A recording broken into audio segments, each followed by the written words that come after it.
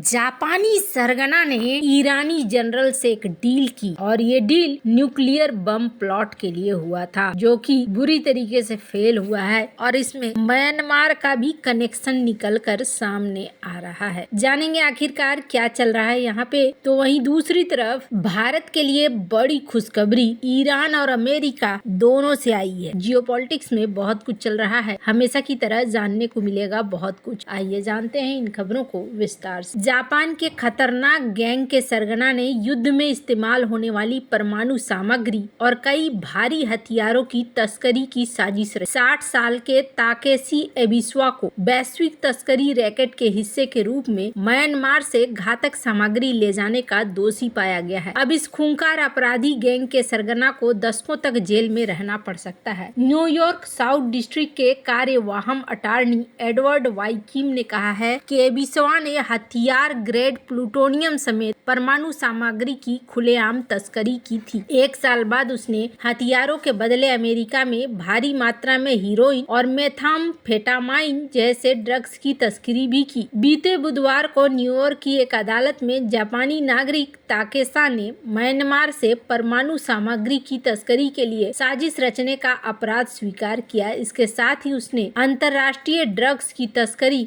और हथियारों के आरोप को भी स्वीकार किया। साल 2021 में अमेरिकी ड्रग इन्फोर्समेंट एडमिनिस्ट्रेशन के एक जांच से हुआ है। अमेरिकी एजेंट ने एबिसावा से एक ईरानी जनरल के रूप में संपर्क किया और परमाणु हथियार कार्यक्रम के लिए सामग्री खरीदने की इच्छा जताई। ऑपरेशन इतना विश्वसनीय था कि एबिसावा को इसका एहसास तक नहीं हुआ कि उसके खिलाफ प्लॉट बिछाया जा रहा है। उसने डीईए के एजेंट को अपने अंतर्राष्ट्रीय तस्करी नेटवर्क से मिला दिया। अदालत में पेश किए गए दस्तावेज के अनुसार एबिस्वा और अंडर कवर एजेंट के बीच 2020 की शुरुआत में संपर्क हुआ। इस दौरान उसने बताया कि उसके पास बड़ी मात्रा में परमाणु सामग्री है जिसे वह बेचना चाहता है। अभियोजकों ने कहा कि परमाणु सामग्री म्यांमार में एक जातीय विद्रोही समूह के अज्ञात नेता के पास से आई। इसके बाद उसने परमाणु सामग्री की पुष्टि के लिए रेडिएशन मापने वाले गीगर काउंटर के साथ पदार्थ की तस्वीर एजेंट को भेजी। एजेंट ने सौदे के साथ सहमति जताई। आखिरकार एबिस्वार को अमेरिकी, इंडोनेशियाई, जापानी और थाई अधिकारियों से जुड़े एक ऑपरेशन में गिरफ्तार कर लिया गया। उसे 9 अप्रैल को सजा सुनाई जाएगी। अब यहाँ पर आप सोच सकते हैं कि किस तरीके से इतना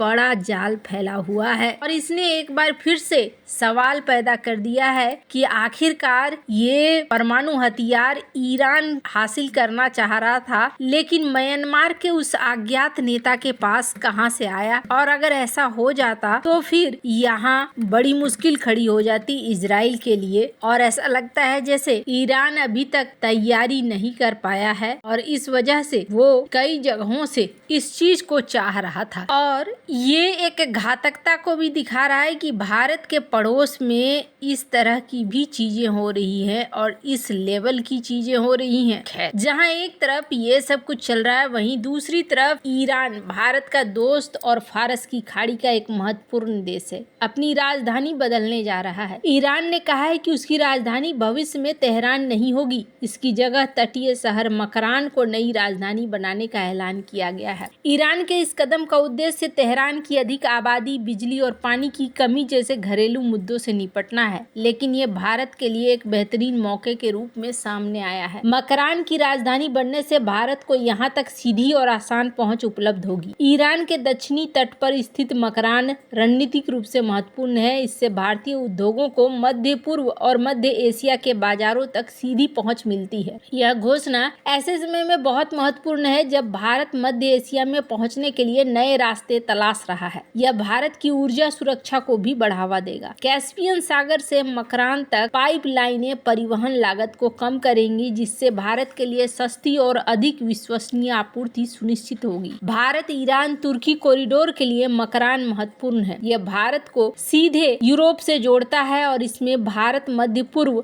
यूरोप कॉरिडोर और चीन के BRI का विकल्प बनने की क्षमता है। इससे पारंपरिक समुद्री मार्गों पर निर्भरता कम होगी और तेज और सुरक्षित व्यापार को बढ़ावा मिल सकता है। भारत ने मकरान के पास ही चाबहार बंदरगाह को विकसित किया है। ईरान का मकरान क्षेत्र रूस और भारत के बीच ऊर्जा डील के लिए महत्वपूर्ण है, खास तौर पर जब यूरोप में रूसी ऊर्जा खरीद कम होने के कारण मॉस्को एशिया पर ध्यान केंद्रित कर रहा है। इसके साथ यह उत्तर दक्षिण अंतरराष्ट्रीय गलियारे के लिए महत्वपूर्ण है, जो रूसी और भारतीय अर्थव्यवस्थाओं को जोड़ता है। मकरान के विकास से भारत से अधिक औद्योगिक और टेक्निकल सहयोग बढ़ेगा, जिससे भारतीय टेक्नोलॉजी और विनिर्माण क्षेत्र बड़े पैमाने पर लाभान्वित होंगे। ईरान का यह कदम एशिया में व्यापार, ऊर्जा और रणनीतिक प्रभाव को बढ़ावा देने की भारत की महत्वाकांक्षाओं के अनुरूप है। मकरान तट पर उत्पादन क्षमता और मुक्त आर्थिक क्षेत्रों के विकास के साथ ही इसका एक महत्वपूर्ण हिस्सा बन रहा है। मकरान की बुनियादी ढांचा परियोजनाओं के लिए ईरान ब्रिक्स फंडिंग को आकर्षित करने की योजना बना रहा है। भारतीय कंपनियां बंदरगाह निर्माण और अन्य भाग में ले सकती हैं, जो भारतीय अर्थव्यवस्था के लिए फायदेमंद हो सकता है। खैर, जहां एक तरफ ये सब कुछ चल रहा है, वहीं दूसरी तरफ मैसर भारत अमेरिका बाजार में बड़ा हिस्सा हासिल करने का प्रयास कर रहा है, जिसके बारे में उद्योग विश्लेषकों का मानना है कि एशिया में व्यापार विविधीकरण के कारण इसमें काफी संभावनाएं हैं। डेनिश वाहक व्यापार मार्ग पर शिपर्स के लिए एक उन्नत MECLI लूप शुरू करने जा रहा है, जिससे वो खुद को अग्रणी वाहक CMA, CCGM, हैपेग लॉयड और MSC के साथ प्रतिस्पर्धा करने के लिए एक मजबूत स्थिति में स्थापित कर सकेगा। MECL1 स्पेन में अल्जेसिरस में एक कॉल खो देगा और इसके बजाय मौजूदा नहावा सेवा और पिपावाव कॉल में मुद्रा में एक कॉल जोड़ देगा। ये बदलाव मार्च में शुरू होने की उम्मीद है। APM टर्मिनल अल्जेरिस अफ्रीका, यूरोप, सुदूर पूर्व से माल ले जाने के लिए मेसर्क के केंद्रों में से एक रहा है, इसलिए वहां से हटने से वाहक भारत के लिए अधिक क्षमता आवंटित करने में सक्षम होगा। मौजूदा रोटेशन के तहत MCL1 के stop Jebel Ali port, Qasim, Pipavav,